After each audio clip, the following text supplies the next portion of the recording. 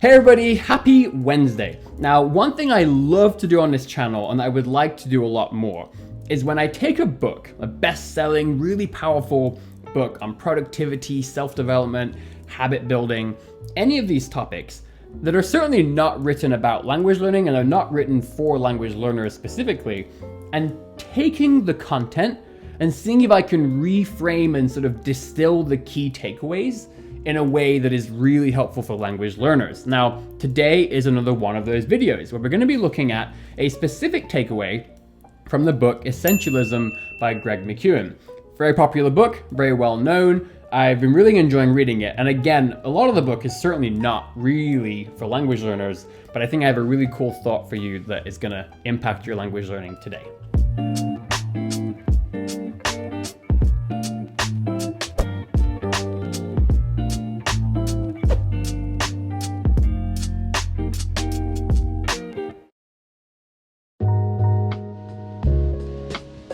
Okay, right before we get started, as always, I just want to give a huge thanks to my Patreon supporters. And this Friday at 8 a.m. Pacific time, I'll be releasing my very first Language Learner Diary entry, which is a specific series to Patreon. Okay, so let's start by talking about what is essentialism. Specifically, how does Greg McKeown frame this idea? Well, interestingly enough, many of you will know I'm currently reviving my German skills, and he actually uses 3 words from the German language to describe essentialism, which are weniger, aber besser, which essentially means less but better. And Greg McKeown actually describes essentialism in the book as the relentless pursuit of less but better. So the general idea is that being an essentialist, or the way of the essentialist as he likes to say, is about constantly asking yourself if the activities that you are engaging in are the most important and most effective for helping you make your best contribution. So for most of the book, he frames this in that sort of outward direction of, what's going to help you make your best contribution to your family, to your friends, to your personal life, to your career, to the company that you work for. But what I would like to do for this video is sort of flip that framing. And I want to start thinking about how can we evaluate whether the language learning activities that we are engaging in right now, whether those are making the absolute best contribution to our language learning level or to the goals that we have in this particular phase. In the book, McKeown often talks about things like, it's not about getting more things done, it's about getting the right things done. And again, this is interesting for language learners, right? Because I think especially as we start out as a beginner, maybe there are a few less options, but even then, you might find yourself trying Duolingo, doing a bit of Babbel, doing this other app, you got a beginner textbook, and before you know it, you're doing 5 or 6 different things, even at that level. But especially as we get to the intermediate and the advanced stages, the number of things that we could be doing to improve our language skills are just enormous. We could be reading. Well, within reading, it could be intensive or extensive. We could be reading children's books, articles, graded readers, abridged text, novels, short stories, news articles. It's endless, right? We could be watching TV shows, watching movies. Do you have subtitles? No subtitles. Are you doing it intensively and pausing? Are you just watching? Are you transcribing it? You could have conversation partners in practice. You could have a tutor. There are so many things. And I think that as I've observed myself, and certainly lots of other learners over the years, very often as we progress, we find ourselves doing a ton of different things all at the same time. And I do think that this idea of essentialism, this idea of weniger aber besser, right? Less but better.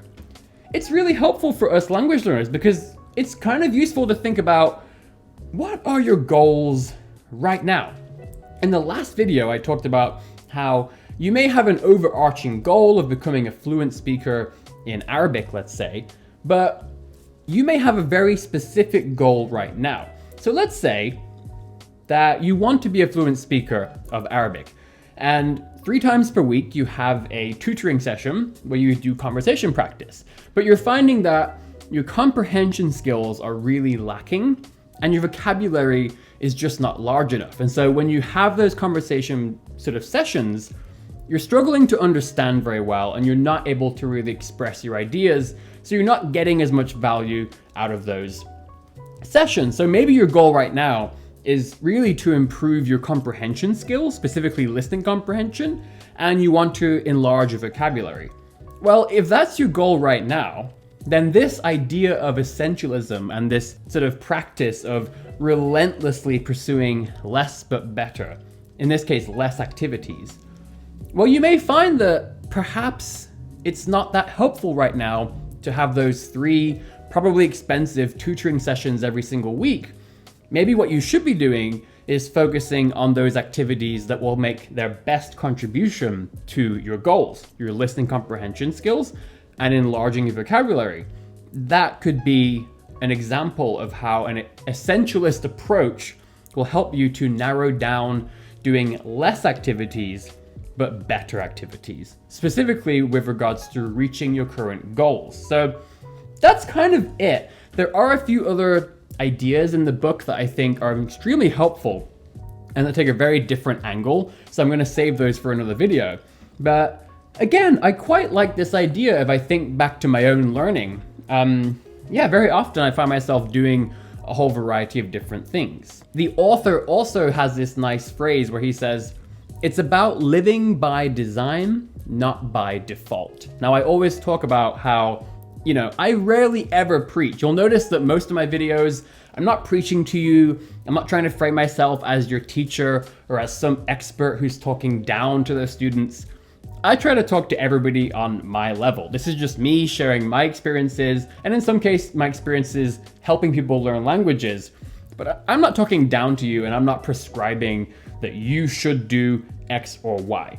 I just want to give you as many tools and as many stories, anecdotes, experiences as possible so that you can think critically. And I want to help everybody figure out how they best learn languages for those who need that help. Many of you watching these videos are extremely competent learners, and I think that's also great.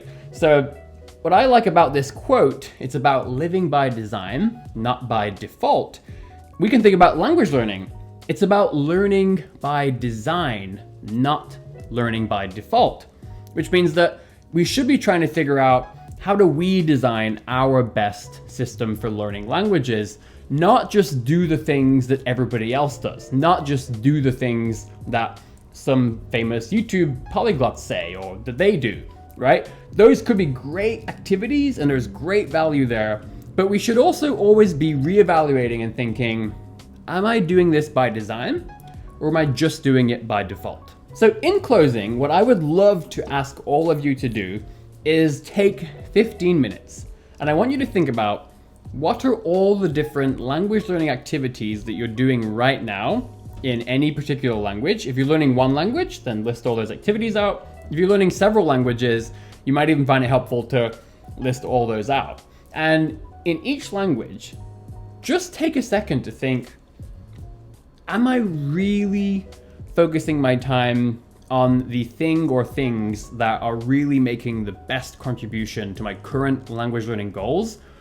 Or do you find that there are actually some things that, although they're helpful, although you like them, maybe they're not the best thing to be doing right now? And maybe if you focus on those sort of more essential things to your current goals, maybe that's going to help you get to that next stage faster. So maybe you really want to speak to that tutor, but if you just focus on those activities that are going to help you the most to increase your comprehension skills and increase your vocabulary, well, maybe that's going to get you there faster so that you can enjoy those conversations. If you feel comfortable, I would absolutely love to see the results in the comments of this video. So let me know, either a list of all the things that you're doing in your language studies right now, but especially let me know if this video helped you identify something or several things that are either most important or that you're doing, but that maybe you shouldn't be doing so much right now. Okay, everybody, I hope you liked this video. Let me know if you like this kind of content. I would love to do more videos on all kinds of really interesting books that we may not necessarily think are directly related to language learning. I find I can always find a very interesting takeaway, and I love the challenge of reading an entire book and distilling it down into an actionable sort of learning that I can share with my audience. So if you haven't already, please give me a like and a subscribe, and I will see you back here on Friday for another video.